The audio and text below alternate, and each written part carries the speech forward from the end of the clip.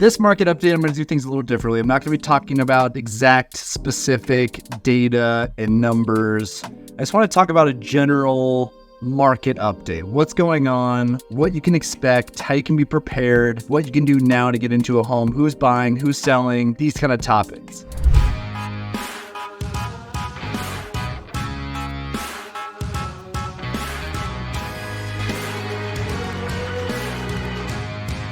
So house prices in Utah are not dropping. They have seen that decline steady, level out, and are actually back to increasing. And that's because we still have a super high demand of people moving to Salt Lake, Utah, Utah Valley, Salt Lake County.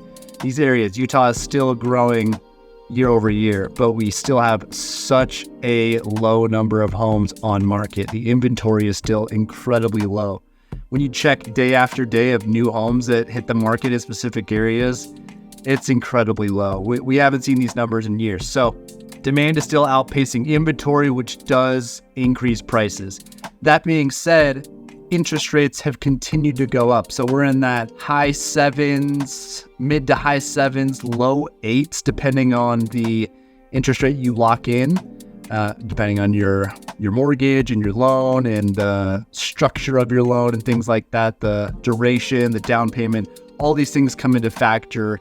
So if you don't know the metrics that work best for you and your family when purchasing a home, you need to meet with a lender to get these specific numbers so you can actually understand the kind of home that you can be looking at. So if you've done these numbers and you can enter the market, great. If the numbers work for you, purchasing a home right now is actually pretty fantastic because inventory is low, and depending on where it's at, houses are sitting on the market for that 35 to 45 days.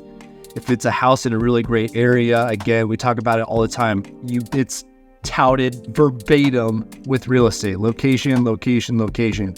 If it's a good location and a good price, it's getting purchased within the first 3 days of it being listed. But if it's a home that needs some renovations, it's in a good area, but not the best area, the house does sit on market for longer because people are not getting loans for homes right now because they don't want to pay that $4,000 to $5,000 a month for a 7.8% interest on a 30-year mortgage with a 3 to 3.5% down payment. So people are waiting. So who's buying in this market? It's investors and it's cash buyers.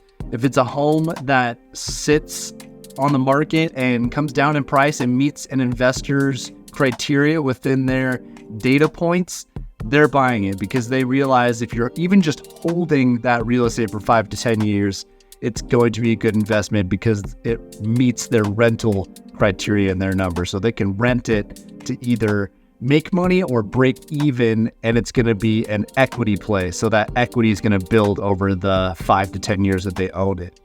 The next is the cash buyer. So the cash buyers are coming in and they're either downsizing or they're moving in from another state and they're purchasing a home that they and their family can live in and enjoy and just live in the community.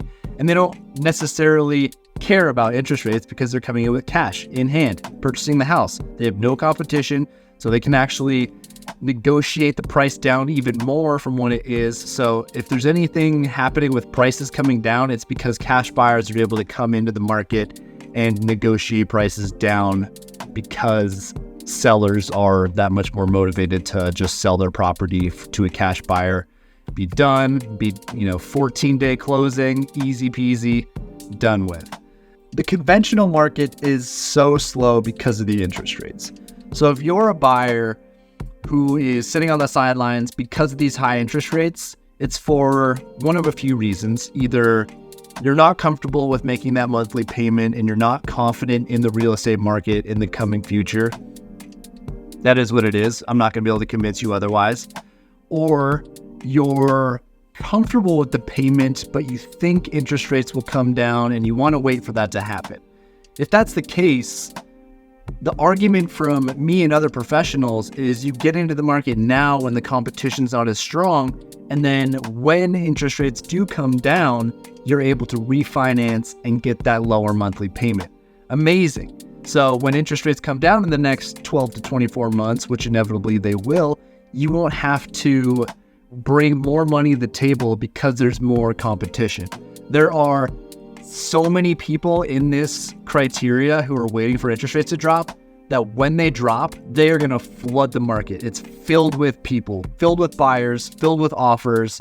At that point, the market becomes a bidding war. So real estate agents are coming to their clients and saying, hey, in order for us to win this offer, to get this deal under contract, you're going to have to bring more money to the table in the form of above asking price. So putting more money towards the purchase price of the home, more in the down payment purchase, and also more money towards the appraisal gap. So what that is when you apply for a mortgage and a loan, the bank says we'll give you this amount of money contingent on the home actually being appraised for the value you say it is. So if you're offering, $500,000 on a home, the bank is going to need evidence that the home is actually worth $500.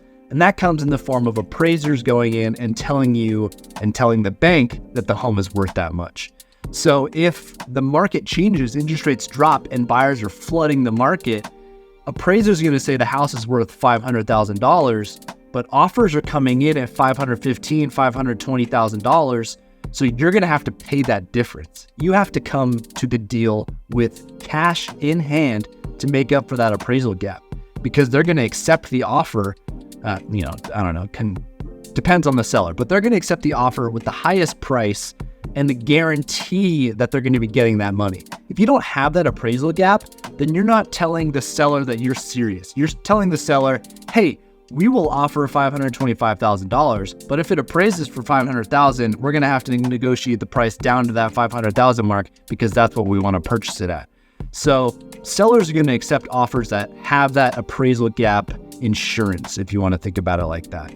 That it insures them to get that $525,000 regardless of what your mortgage and your loan statement is. So sure, you can get a loan from the bank for, the $500,000, and that will go towards the purchase, but you're going to have to come up with that $15,000 to $25,000 out of pocket on top of your down payment to pay towards that appraisal gap, if that makes sense. So that's what's happening in the market. We still have super low inventory, even with the new construction homes. The new construction homes do have better interest rates because they are able to do things in-house to give you a lower interest rate. So if you want a new home now and it makes sense for you financially to get into a home now, new construction homes are a great avenue for you to take advantage of right now, because you've got lower bidding offers, lower amount of buyers in the market, and developers and builders are giving you incentives to purchase their homes, and their products are generally really nice depending on which home builder and developer you go with. But I'm happy to talk about those terms with you and point you towards better developers and others, people who I know have really great history and great client appreciation and just good, well-built homes that stand the test of time, and they don't have bad reviews over the decades that they've been building. So it's good for you to get with a real estate agent to point you in the direction of these builders, not just going into their sales offices, because if you just go into a developer sales office, you're just going to get the best pitch and you're going to be sold on a product no matter whose office you walk into. So if you have questions on new construction, great, reach out to me. And then also if you have questions on what you can do in your existing home, your current home owner, you don't want to sell because you don't want to buy with these higher interest rates, but you would like to increase the livability and the quality of life in your current home, I will provide you with a great little home efficiency guide to just bring your new and existing home into a better way of life so that you can live in it for the next 5 to 10 years if that works for you and your family. So if you want that guide, comment down below, home efficiency owner's guide, and I will give that to you for free. And if you just have more questions on that, please let me know. Maybe I'll do another video on how to make your home more efficient in these times, because you don't want to sell, because you don't want to buy. Totally understand. Thanks everybody for this market update for September. I love and appreciate you all. I just want to make this one really quick and interesting. That's what's happening in the market. That's what I'm seeing. That's what people are telling me. That's what I'm learning about. And until next time, guys, I love you. Peace. See you on the next one.